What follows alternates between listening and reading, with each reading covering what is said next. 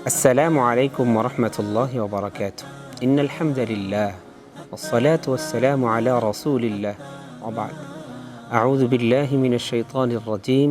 بسم الله الرحمن الرحيم.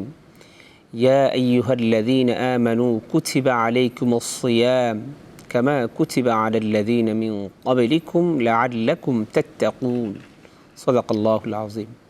সুপ্রিয় দর্শক শ্রোতা, কাছে কিংবা দূরে, দেশে কিংবা দেশের বাহিরে, শহরে কিংবা গ্রামে, বিশ্বজুড়ে যেখান থেকেই আপনাদের প্রিয় টেলিভিশন দীপ্ত টেলিভিশনের পর্দায় পলিকেবলস নিবেদিত Subah Sadiq powered by Beacon Pharmaceuticals Limited, sponsor by Islami Bank Bangladesh PLC আমাদের বর্তমান অনুষ্ঠান দেখছেন, আপনাদের সবাইকে সুস্বাগত। সুপ্রিয় দর্শক, আপনারা জানেন আমরা পবিত্র মাহে রমাদানুল মোবারকের পবিত্র এই শুভক্ষণে প্রতিদিন জীবন ঘনিষ্ঠ একটি বিষয় নিয়ে আলোচনা করে থাকি। আজও এর ব্যতিক্রম ঘটেনি। আজও আমরা একটি জীবন ঘনিষ্ঠ এবং অত্যন্ত গুরুত্বপূর্ণ একটি বিষয় নিয়ে আজ আমরা আমাদের স্টুডিওতে উপস্থিত হয়েছি এবং আমাদের আজকের অত্যন্ত গুরুত্বপূর্ণ বিষয় নিয়ে যে দুজন ইসলামিক স্কলার্সকে আমরা আমন্ত্রণ জানিয়েছি, তাদের সাথে চলুন আমরা প্রথমে পরিচয় হয়ে নিই। প্রথমে যিনি আছেন মাওলানা মোহাম্মদ ইলিয়াস বিন আইয়ুব, খতিব জেএমআই গ্রুপ, তেজগাঁও, ঢাকা। আসসালামু আলাইকুম রহমতুল্লাহ। ওয়ালাইকুম আসসালাম রহমতুল্লাহ বারাকাতুহু। এরপরে যিনি আছেন মুফতি মোহাম্মদ ইকরাম হুসাইন, ইমাম লাইফ অ্যান্ড কেয়ার হসপিটাল। আসসালামু আলাইকুম ওরহমতুল্লাহ বারাকাতুহু। ওয়ালাইকুম আসসালাম রহমতুল্লাহ বারাকাতুহু। শেখ, আপনাদের উভয়কে অসংখ্য ধন্যবাদ আমাদের আজকের এই অনুষ্ঠানে উপস্থিত হওয়ার জন্য।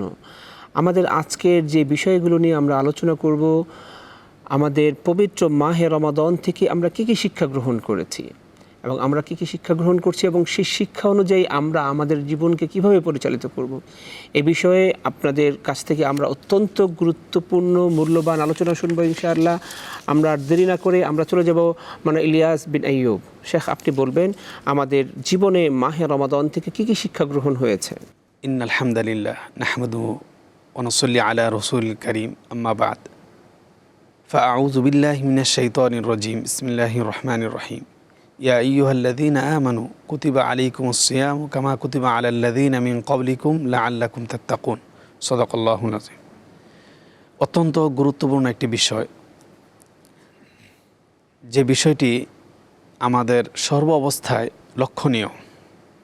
আমরা যারা ঈমানদার বান্দা, ঈমান এনেছি, আত্মসমর্পণ করেছি, আমাদেরকে আল্লাহ তাআলা বিভিন্ন বিধান, বিভিন্ন হুকুম আহকাম দিয়ে থাকেন আমাদের কল্যাণের জন্যই।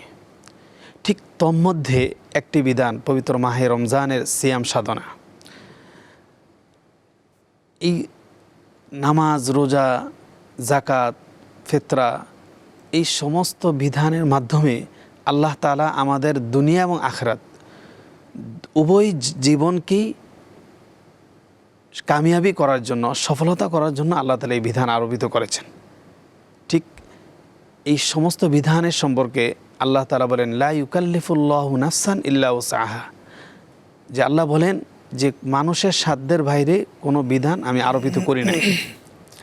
তো এখানে আমরা মাহে রমজানের এই যে দীর্ঘ এক মাস আমরা রোজা রেখেছি, এই দীর্ঘ এক মাস রোজা রাখার পর এর থেকে আমরা কি শিক্ষা নেব?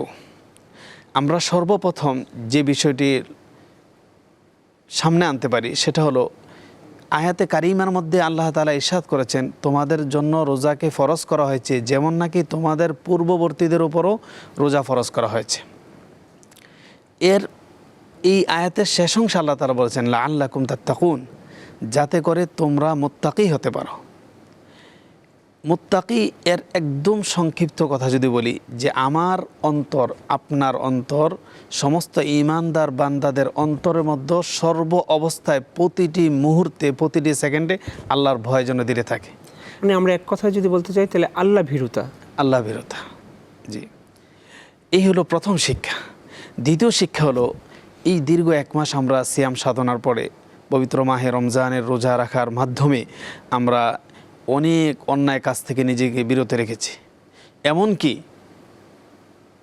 নফসের চাহিদা থেকেও অনেক কিছু বিরত রেখেছি, শয়তানের ধোঁকা। ঠিক এই একটি মাসের মধ্যে আমরা যেভাবে নিজেকে বিরত রেখেছি, আর আল্লাহর অনুসরণ, আল্লাহর হুকুম মানার জন্য নিজের নফসকে, আত্মাকে, দিলকে তৈরি করেছি, বাকি 11টি মাস জন্য আমরা সেভাবে চলতে পারি। এইটা হলো আমাদের একটা ট্রেনিং। এই মাহে রমজান থেকে এই শিক্ষাটা আল্লাহ তাআলা আমাদেরকে দিয়েছেন।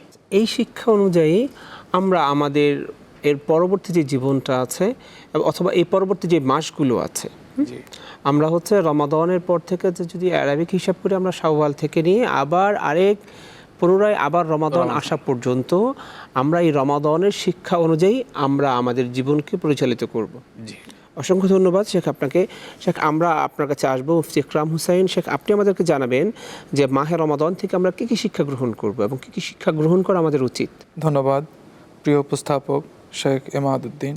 রমাদানের যে শিক্ষা আমাদের গ্রহণ করা উচিত, আমরা পবিত্র কালামুল্লাহর মধ্যে আল্লাহ পাক মহান রব্বুল আলামিন বলেছেন, ইয়া আইয়ুহাল্লাযীনা আমানু কুতিবা আলাইকুমুস সিয়াম কামা কুতিবা আলাল্লাযীনা মিন ক্বাবলিকুম লাআল্লাকুম তাত্তাকুন। যে আয়াতটা আমাদের সম্মানিত উপস্থাপক বলেছেন, সেটাই আমি আবার ধারাবাহিকতা সেটাই বলছি যে রমাদান মাসে তো আমরা এই রমাদানকে উপলক্ষ করে এই রমাদানে আমরা রোজা রেখেছি, সাহরি খেয়েছি, ইফতারি করেছি। পবিত্র রমাদান মাসে যেহেতু কোরআন মাজিদ অবতীর্ণ হয়েছে, যেমন আল্লাহ পাক মহান রব্বুল আলামিন বলেছেন, শাহরু রমাদান আল্লাযী উনজিলা ফীহিল কোরআন। এই রমাদান মাসে কোরআন মাজিদ অবতীর্ণ হওয়াতে আমরা এই রমাদানে বেশি বেশি করে কোরআন মাজিদ অবতীর্ণ পড়েছি, কোরআন তেলাওয়াত করেছি, কোরআনকে অনুধাবন করার চেষ্টা করেছি। আমরা আমাদের জীবনে কোরআনকে ফিট করার জন্য এই রমাদানের চেষ্টা করেছি। সেই ধারাবাহিকতায় আমরা আমাদের শিক্ষাকে যাতে ধরে রাখতে পারি, আমরা রমাদানের পরেও আমাদের জীবনে এই রমাদানে যেভাবে আমরা নামাজকে কন্টিনিউ করেছি, 5 ওয়াক্ত নামাজ বা জামাত পড়ার চেষ্টা করেছি, সেহরি খেয়েছি, ইফতারি খেয়েছি, কোরআন মাজিদ পড়েছি, রমাদানের পরেও আমরা এই রমাদানের পবিত্রতা যাতে ধরে রাখতে পারি সেই জন্য নামাজ পড়ব। আমরা মিথ্যা কথা যেভাবে ছেড়ে দিয়েছি, আমরা যেরকম গীবত শেখায়ত ছেড়ে দিয়েছি এই রমাদানকে উপলক্ষ করে, এমনইভাবে আমরা আরও যে বাকি 11 মাস রয়েছে সেই 11 মাসেও আমরা আমাদের এই রমাদানের শিক্ষা, এই রমাদানের ফজিলত যাতে আমরা অর্জন করতে পারি বা ধরে রাখতে পারি, সেই জন্য আমরা কী করব, আমরা মিথ্যা ছেড়ে দিব, গীবত ছেড়ে দিব, নামাজকে কন্টিনিউ করব। এই রমাদানে যেভাবে আমরা সদকা ফিতর দিয়েছি, জাকাত দিয়েছি, বাকি 11 মাসেও আমাদের সমাজে যাতে শান্তি, শৃঙ্খলা, সুন্দর একটা সমাজ বিনির্মাণ হয়, সেই জন্য আমরা বাকি রমাদানে, বাকি 11 মাসেও আমরা কি করব, সদকা ফিতর দিব, জাকাত দিব, অসহায় দরিদ্র যারা আছে আমরা তাদের পাশে দাঁড়াবো। এ রমাদানে আমরা যেভাবে সত্য কথা বলেছি, কোনো ধরনের মানুষদেরকে কষ্ট দেই নাই, আমরা রমাদানের পরেও আমরা সেই ধারাবাহিকতা ইনশাআল্লাহ চেষ্টা করব, ধরে রাখবো। কোরআনের যে শিক্ষা আমরা এই 1 মাস নিয়েছি, সেই শিক্ষাকে আমরা ধরে রাখার জন্য কোরআনকে প্রতিদিন একটু একটু পড়ব, কোরআনকে বোঝার চেষ্টা করব, আমাদের বাস্তব জীবনে যাতে আমরা সফল কাম হতে পারি। আমাদের পরবর্তী লাইফ আখিরাত যে রয়েছে, সেই আখিরাতের জীবন যাতে আমাদের সুন্দর হয়, সেই সুন্দর জীবনের পথে আমরা যাতে আরও বেশি সুন্দরভাবে অগ্রসর হতে পারি, সেই জন্য আমরা রমাদানের পরেও আমাদের নামাজ, রোজা, আমাদের যে দৈনন্দিন নফল ইবাদতগুলো রয়েছে সেগুলোকে আমরা কন্টিনিউ করবো ইনশাআল্লাহ। অসংখ্য ধন্যবাদ শেখ। আমরা আপনার কাছে একটা প্রশ্নে আসছি যে রমাদান থেকে আমরা যে শিক্ষাগুলো গ্রহণ করেছি, রমাদানে আমরা যে সমস্ত আমলগুলো করেছি, তার মধ্যে আমাদের সমাজে যদি বলেন অথবা আমাদের দক্ষিণ এশিয়া অথবা আপনি যদি স্পেসিফিকভাবে যদি বলেন যে শুধু আমাদের বাংলাদেশের কথা যদি বলেন, তাহলে আমাদের বর্তমান একটা সিস্টেম হয়েছে যে জাকাতটা মানুষ রমাদানে দেয়, যেহেতু সওয়াবটা একটু বেশি আশা করে। সেই হিসেবে আমরা একটা সম্পূর্ণভাবে একটা প্রশ্ন জানতে চাই, সেটা হচ্ছে দারিদ্র্য বিমোচনে জাকাতটা কতটা কার্যকর। প্লিজ যদি এই বিষয়টা আমাদের। কোরআনে কারিমে আল্লাহ তাআলা বলেছেন, খুজমিন আমওয়ালিহিম সাদাকাতান তুতাহহিরুহুম। যে আয়াতে কারিমার মধ্যে আল্লাহ তাআলা ইরশাদ করেছেন যে হে নবী, আপনি তাদের ধনাঢ্যদের থেকে সম্পদ জাকাতের অংশকে গ্রহণ করে তাদের ফকির যারা আছে, দরিদ্র, তাদের মধ্যে বন্টন করে দেন। এতে করে তুতাহহিরুহুম ওয়া তুযাক্কিহিম, যে তাদের অবশিষ্ট যে সম্পদ থাকবে ওটা পবিত্র করে দিবেন আল্লাহ তাআলা এবং বারাকা দিবেন, এবং তাদের নফসের যে আত্মশুদ্ধি এটার মধ্যেও প্রভাব পড়বে ইনশাআল্লাহ। এই আমাদের দারিদ্র্য বিমোচনের সাথে আমরা যদি বুঝতে চাই তাহলে আত্মশুদ্ধির বিষয়টা আছে, আত্মশুদ্ধির বিষয়টা আছে। সাথে সাথে আরেকটা বিষয়, ওফি আমওয়ালিহিম হাক্কুল লিসাইলি ওয়াল মাহরুম। এই আয়াতের কারিমার মধ্যে আল্লাহ তাআলা একটি মেসেজ দিয়েছেন যে ধনীদের সম্পদের মাঝে একটি অংশ গরিবের জন্য আল্লাহ তাআলা রেখেছেন, লিসাইল, যারা নাকি মানুষের কাছে চায় দারিদ্রতার কারণে, ওয়াল মাহরুম, যারা হতদরিদ্র বঞ্চিত, হ্যাঁ, তাদের একটি অংশ। এই আয়াত থেকে প্রথম যে বিষয়টা আমাদের সামনে স্পষ্ট হয় সেটা হলো, আমাকে আল্লাহ তাআলা যদি সম্পদের অধিকারী করে দেন, আমি যদি সম্পদের মালিক হই, তো আমার এটা মনে রাখতে হবে এই সম্পদের মধ্যে একটা অংশ আল্লাহ তাআলা গরিবের জন্য রাখছেন। এটা আল্লাহর একটা বিধান, এটা তার অধিকার। হ্যাঁ, এটা তার অধিকার।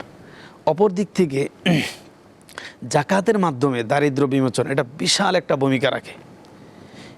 একটু আগেই বলেছিলাম যে ইসলামের সমস্ত বিধিবিধান দুনিয়া এবং আখিরাত উভয় জাহানের কল্যাণের জন্য। যখন আমরা যথাযথ হিসাব করে জাকাতের মালটাকে যথাযথ হিসাব করে যখন আমি গরিবদের মাঝে বন্টন করব, এর প্রকৃত হকদারের কাছে পৌঁছে দিব, তখন আলহামদুলিল্লাহ দারিদ্র বিমোচন হয়ে যাবে। এটা বিশাল বড় একটা ভূমিকা। অসংখ্য ধন্যবাদ শেখ আপনাকে। আমরা সম্রাট শেখ মুফতি ইকরাম হোসেন আপনার কাছে যাব যে সামাজিক সংহতি ও পারিবারিক মূল্যবোধ থেকে আমরা পারিবারিক মূল্যবোধের যে বিষয়গুলো আছে, যে রমাদান থেকে আমরা সামাজিক সংহতি কীভাবে দূর হতে পারে, তারপর হচ্ছে আমাদের পারিবারিক কীভাবে আমাদের মূল্যবোধটা তৈরি হতে পারে, এই সম্পর্কিত আমরা কিছু বিষয় আপনার কাছ থেকে জানতে চাইব। অসংখ্য ধন্যবাদ। আপনি যেটা জানতে চেয়েছেন, সামাজিক যে দায়বদ্ধতা, সামাজিক যে বন্ধন, সেটা আমরা কীভাবে পুনরুজ্জীবিত করতে পারি, অসংখ্য ধন্যবাদ। সামাজিক দায়বদ্ধতা বা আমাদের সামাজিক যে আমাদের বন্ধন, সেই বন্ধন এই রমাদানে আমরা যেভাবে অর্জন করেছি, ধনী গরিব ছোট বড় সবাই ভেদাভেদ আমরা ছিন্ন করে আমরা এই রমাদানে কি করেছি, সবাই এসে কাঁধে কাঁধ মিলিয়ে আমরা সেহরি খেয়েছি, আমরা ইফতারি করেছি, আমরা তারাবির নামাজ পড়েছি, আমরা সবাই এক কাতারে এসেছি। আমরা ভুলে গিয়েছি কে ধনী কে গরিব, কে ছোট কে বড়, আমরা সবাই এক কাতারে চলে এসেছি। এই দায়বদ্ধতা আমাদের আরও থাকবে না যদি আমরা রমাদানের পরেও আমরা সবাই ছোট বড় ভেদাভেদ ভুলে গিয়ে আমরা যদি আমাদের যে সামাজিক কাজগুলো রয়েছে সেভাবে আমরা ছোটদেরকে যদি আমরা আমাদের পাশে নিয়ে আসি, আমাদের যে গরিবরা আছেন আমরা যদি তাদেরকে আমাদের যে আমরা যারা ধনীরা আছে আমরা যদি তাদেরকে আমাদের সাধ্য অনুযায়ী আমাদের যে জাকাত রয়েছে আমরা যদি সেটা তাদের মাঝে যদি বিলিয়ে দেই, তারাও আমাদের পাশে এসে একত্রিত হলো। আমরা যেভাবে আজ এই রমাদানে অল্প কিছু 2-1 দিন পরে আমাদের ঈদ আসবে, আমরা যেভাবে ঈদ উদযাপন করব, আমরা আমাদের যে অর্থ সম্পদ রয়েছে সেখান থেকে যদি আমাদের যে ছোট দরিদ্ররা রয়েছে তাদেরকেও যদি আমরা কিছু দেই, আমাদের যে জাকাত রয়েছে আমাদের যে ফিতরা রয়েছে তারাও একটু আনন্দ উপভোগ করলো, শুধু আমরাই উপভোগ করব, বিষয়টা যদি হয় তাহলে যে সমাজের মধ্যে যে একটা দূরত্ব সেটা তো থেকেই যাবে। এই জন্য আমরা চেষ্টা করব আমরা যারা ধনীরা রয়েছে আমরা আমাদের অর্থ সম্পদ, আমরা আমাদের যারা গরিবরা রয়েছেন, সমাজের নিম্ন শ্রেণীর লোক রয়েছে যারা খুব ভালো একটা কাপড় পরতে পারে না, ভালো একটু খেতে পারে না, ভালো একটা জায়গায় থাকতে পারে না, আমরা আমাদের সাধ্য মতো চেষ্টা করব যাতে আমাদের সামাজিক বন্ধন যাতে আরও অটুট থাকে। সেই জন্য আমরা আমাদের সর্বস্ব দিয়ে আমাদের যে সমাজের যে নিচু দরিদ্র মানুষ রয়েছে তাদের সাথে যাতে আমরা অটুট বন্ধন রাখতে পারি। সেই জন্য অসংখ্য ধন্যবাদ আপনাকে শেখ। আমরা আপনার কাছে খুব অত্যন্ত গুরুত্বপূর্ণ একটি প্রশ্ন যাব। আমরা যদি এক কথায় বলতে চাই যে সুফিজম, যেটা হচ্ছে আমরা পবিত্র মাহে সিয়াম থেকে আমাদের সবচেয়ে বড় শিক্ষাটা হচ্ছে আধ্যাত্মিকতা আমাদের কতটুকু চেঞ্জ হয়েছে, আমাদের কিন্তু পরিবর্তন হয় সব সময়, আমাদের আত্মার পরিবর্তন হবে। এবং আপনি যদি সেই কথায় মানে আমাদের দেশীয় ভাষায় যদি বলেন যেটা সুফিজম, যেটা যে আপনার ভিতরে কতটা আত্মশুদ্ধি হয়েছে, আধ্যাত্মিকতা আপনার মধ্যে কতটা বৃদ্ধি পেয়েছে, এবং এই সিয়াম থেকে আমরা যে আধ্যাত্মিকতাটা শিখছি এই শিক্ষাটা আমরা কত দিন পর্যন্ত আমরা ধরে রাখতে পারবো এবং কিভাবে আমরা এটাকে আর খুবই মজবুতভাবে আমরা আঁকড়ে ধরতে পারবো এবং আমাদের জীবনে আমরা এটা কাজে লাগাতে পারবো। প্লিজ এই বিষয়ে একটু বলবেন। এটাও মাহে রমজানের একটা বড় শিক্ষা। আল্লাহ তাআলা কোরআনের সূরায়ে আলা এবং সূরায়ে শামস এই 2 সূরার মধ্যে একটি আয়াত উল্লেখ করেছেন কদ আফলাহা মান তাযাক্কা, আর সূরায়ে শামসের মধ্যে বলেছেন কদ আফলাহা মান যাক্কাহা। এই 2টি আয়াতকে আমরা যদি সামনে নিয়ে আসি তাহলে এই আয়াত আমাদেরকে এই মেসেজ দিয়ে যাচ্ছে। আল্লাহ তাআলা ইরশাদ করেছেন ওই ব্যক্তি সফল যে নাকি তার নফসের আত্মশুদ্ধি করল। এটাকে আরবি ভাষায় তাজকিয়া নফস বলে, তাজকিয়াতুন নফস। অর্থাৎ মাহে রমজানের একটা বড় শিক্ষা, আমি আমার নফস থেকে শিরিকি, নেফাকি, মিথ্যা, গীবত, শেখাত, এই সমস্ত কিছুকে আমি বের করে দেব। আমরা কি এটার সাথে বিদআটা যোগ করতে পারি না শেখ? জি, আমরা এটার সাথে বিদআ যোগ করতে পারি কিনা, যে আমরা বিদআ থেকে অবশ্যই কোনো রকম বিদআত যেন আমার মধ্যে না থাকে। তো শিরিকি থেকে নিয়ে শুরু করে সমস্ত পঙ্কিলতা থেকে নফসকে পরিশুদ্ধ করে একদম 100% আমার অন্তরটাকে আমি একটা সুস্থ অন্তর হিসাবে তৈরি করব। এই কথাটাই আল্লাহ তাআলা 19 পারা সূরা শুআরার মধ্যে বলেছেন, ইল্লা মান আতাল্লাহ বিকলবিন সালিম, যে সেদিন কোনো কিছুই কাজে লাগবে না, সন্তান, সন্ততি, টাকা পয়সা, স্বর্ণ মুদ্রা, ক্ষমতা, একমাত্র এটাই কাজে লাগবে যে নাকি আমার কাছে একটি সুস্থ হৃদয় নিয়ে আসবে, যেই হৃদয়ের মধ্যে কোনো শিরিকি থাকবে না, কোনো নেফাকি থাকবে না, যেই হৃদয়টা ছিল আল্লাহর জন্য তৈরি করা, একদমই সুস্থ একটা হৃদয়। যে যদি আমরা রমাদান থেকে যদি আত্মশুদ্ধিটা আমরা শিখতে পারি, তাহলে আমাদের এটা বোঝা যায় যে আমাদের হৃদয়টা একদমই আল্লাহ রাব্বুল আলামিন যেমন নির্ভেজাল যে হৃদয়টা চাচ্ছেন, সেটা আল্লাহ রাব্বুল আলামিনের কাছে আমরা উপস্থাপন করতে পারবো। অসংখ্য ধন্যবাদ শেখ। আমরা আপনার কাছে যাব যে এই রমাদান থেকে আমরা নৈতিক ও মানসিক কী কী শিক্ষা পেয়েছি, আমাদের নৈতিক কী শিক্ষা দিয়েছে এই রমাদান আমাদেরকে, এবং আমাদের ভালো মানসিকতা তৈরি করতে হবে এই বিষয়ে কী শিক্ষা রমাদান আমাদেরকে দিয়েছে। অসংখ্য ধন্যবাদ। রমাদানে আমাদের নৈতিক শিক্ষা অনেক কিছু রয়েছে। আমরা এই রমাদানকে উপলক্ষ করে আমরা যেভাবে রমাদানের শিক্ষা আমাদের জীবনে বাস্তবায়ন করেছি, এই রমাদান মাসে আমরা নামাজ পড়েছি, আমাদের নৈতিক যে সমস্ত দায়িত্বগুলো রয়েছে, আমরা আমাদের সমাজের সবাইকে নিজে যখন ইফতারি করেছি, আমাদের সমাজের যে যারা রয়েছে তাদেরকে আমরা ইফতারি নিজে দিয়েছি, তাদের সাথে আমরা একটা মিল মহব্বত রেখেছি, একটা ভ্রাতৃত্ব, একটা বন্ধন করেছি। এই একটা ভ্রাতৃত্ব বন্ধন আমরা অটুট রাখতে পেরেছি। ইনশাআল্লাহ আমরা রমাদানের পরেও আমাদের এই ভ্রাতৃত্ব বন্ধন, আমরা ছোটদেরকে দেয়া, ছোটদেরকে কাছে টেনে নেওয়া, হ্যাঁ, গরিবদেরকে পাশে পাওয়া, গরিবদেরকে একটু দিয়ে খাওয়া, যে একটা ভ্রাতৃত্ব বন্ধন, সেটা আমরা রমাদানের সাথে, আমরা রমাদানের পরেও এটা আমরা ইনশাআল্লাহ অটুট রাখার চেষ্টা করব। এটাই হচ্ছে আমাদের রমাদানের শিক্ষা। সম্মানিত শেখ, আমরা আপনার কাছে যাব যে এই সিয়ামের মাধ্যমে আল্লাহর নৈকট্য পাওয়া যায়, আমরা কতটা আল্লাহর কাছাকাছি হয়েছি সিয়াম রাখার কারণে। যে আল্লাহ তাআলা যে যারা সায়েম, যারা রোজাদার, তাদেরকে আল্লাহ তাআলা নিজের পক্ষ থেকে কি গিফট দিবেন, প্লিজ যদি আমাদেরকে একটু জানান। অসংখ্য ধন্যবাদ। প্রত্যেকটা আমলেরই আল্লাহ তাআলা প্রতিদান রেখেছেন।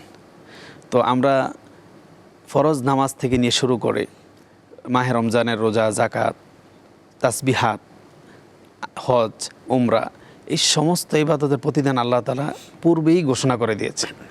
তো মাহে রমজানের এই সিয়াম সাধনার মাধ্যমে দুটি বিষয় আমরা সামনে আনতে পারি। একটা বিষয় হলো যে আল্লাহ তাআলা একটি রোজা রাখার বিনিময়ে ওই রোজাদার ব্যক্তি থেকে জাহান্নামের দূরত্বটা 70,000 বছরের দূরত্ব করে দেন। সুবহানাল্লাহ, সুবহানাল্লাহ। একটি বিষয়। দ্বিতীয় বিষয়টি হলো আল্লাহ তাআলা রাসূল করিম সাল্লাল্লাহু আলাইহি সাল্লামের মাধ্যমে একটি মেসেজ দিয়েছেন, যে রাসূল করিম সাল্লাল্লাহু আলাইহি সাল্লাম বলেছেন, রোজাদার ব্যক্তি আল্লাহর জন্য যখন সে রোজা রাখবে, আল্লাহর হুকুম পালনার্থে, সে সারাদিন না খেয়ে থাকার কারণে তার মুখে যে দুর্গন্ধ না, তার মুখের যে ঘ্রাণ, ওই ঘ্রাণটা আল্লাহর কাছে মেশক আম্বরের চেয়ে অনেক প্রিয়।